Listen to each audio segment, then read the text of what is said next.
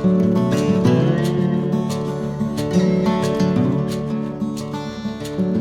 we're here in my shop. I'm fortunate enough to be blessed with a shop that's about 24 by 24 feet. It has been many things over the years. It's been a large storage area, or it's been half storage area and half shop.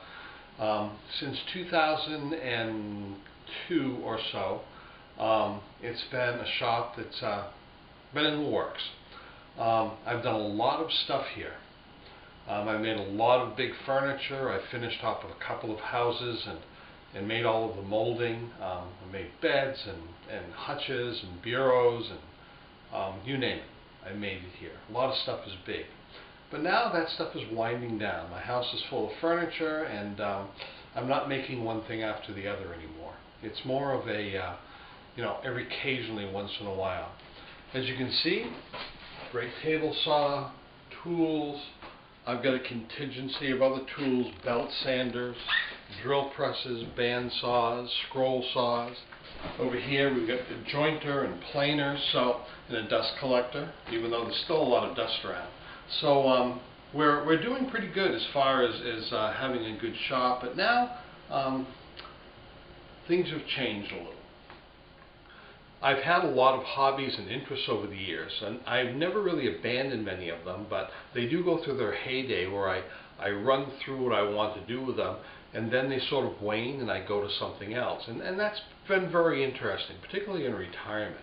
Right now, I have this crazy idea that I want to make lures, and I have made a few, and I've posted some of the lures I've made, and they're actually coming out pretty good, much better than I ever expected they would. So I decided to take one corner of the shop and kind of repurpose it into an area to make lures, instead of just working off the woodworking bench, as I have been doing. So this is a little tour of what I've done. This corner of the shop has been more of a storage area for some tools, and it's also been a catch-all area for lots of junk. So portions of the shop will always stay as they have been. This is where the chisels go. That's where I've always had them. But I've repurposed this pegboard for putting some of my other stuff on. This is where I will probably do a lot of the woodworking part of the lure making, as far as carving them and cutting them out, and sanding, a lot of sanding. But I have some tools that are specifically for lure making up here, and here's my little stand in order to be able to work on them. And as you'll see, some of the things here are ideas that were taken offline. I give a lot of credit to two YouTube sites. One of them is Marling Baits, Marling Baits, which is very interesting as far as lure making. And then another one called The Engineered Angler. And this guy just has a lot of great ideas. It's very engineer-like in some of the things he's made. And this way of setting this up with springs, much different from what he did as far as the quality of it. But it's really his idea, as you will see with a couple other things, and I'll point them out as I go along. I've repurposed a couple of these drawers. They were sort of junk drawers or had some things in them that I've used, and now they have some stuff that has to do with lure making. This area will be the painting area. I have my airbrush right here, along with my gauge and my valve to cut down on the air pressure, and of course the water trap.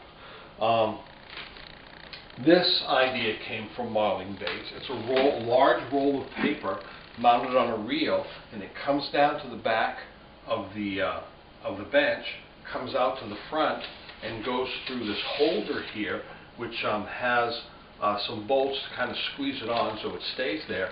And when it comes through, you can also tear it off.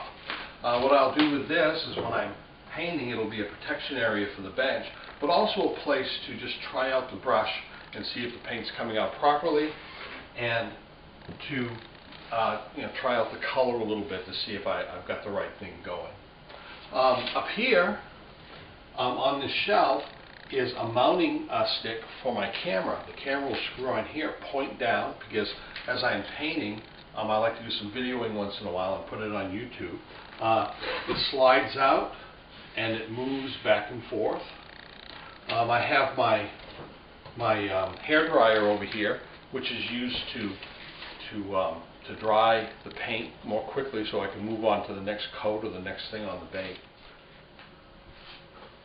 Over here I've got some magnetic tool holders. They're just really rare earth magnets that allow me to glue them up here. They stick on with some 3M tape, and to hold anything is metal. I've got some hooks to hold some of the baits, and these are some of the baits that I've made recently.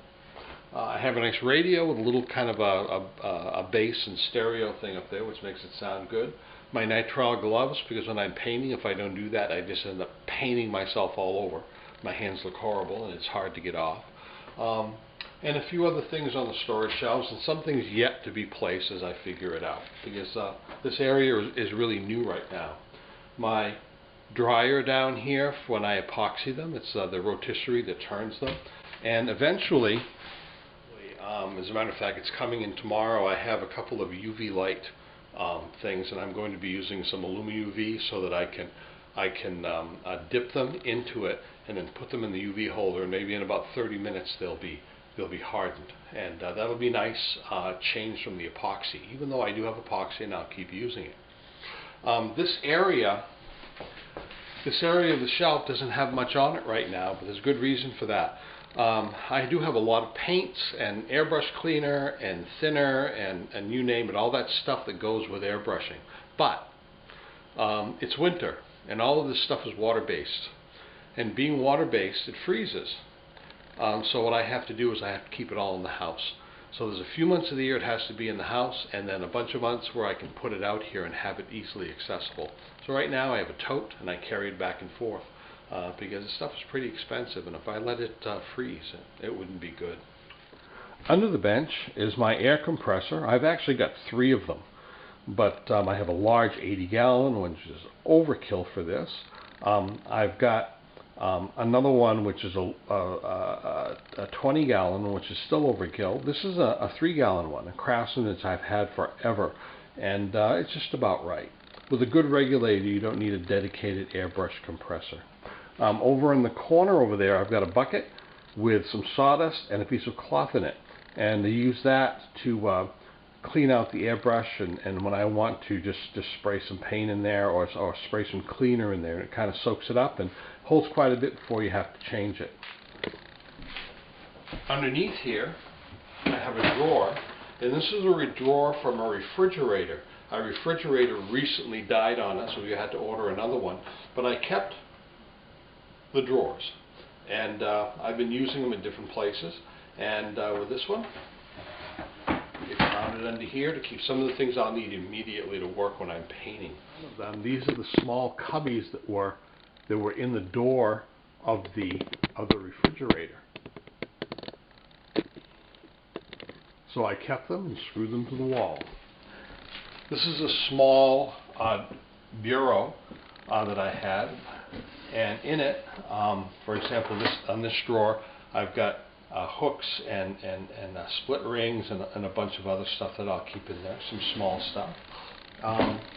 In this one, I've got a scale, screen, pen, some molds.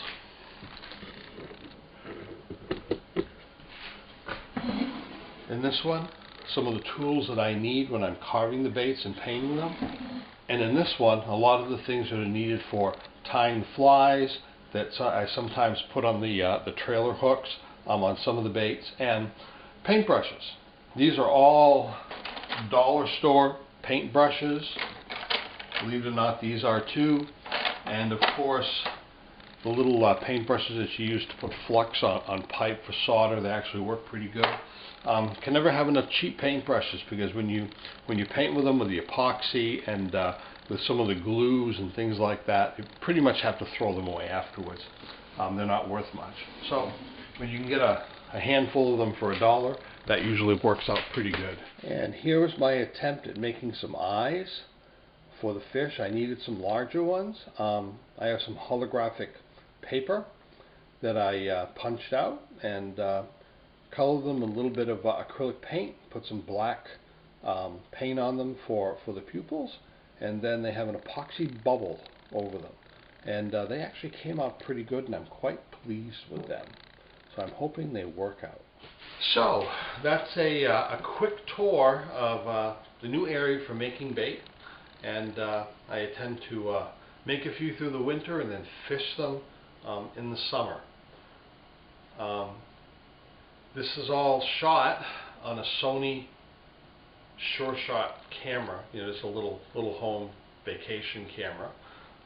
Someday I hope to get something that maybe will be more worthy of some of the YouTube videos I see, and maybe a lapel microphone. That'll come eventually. And it's processed on an iMac with iMovie. Thanks for watching.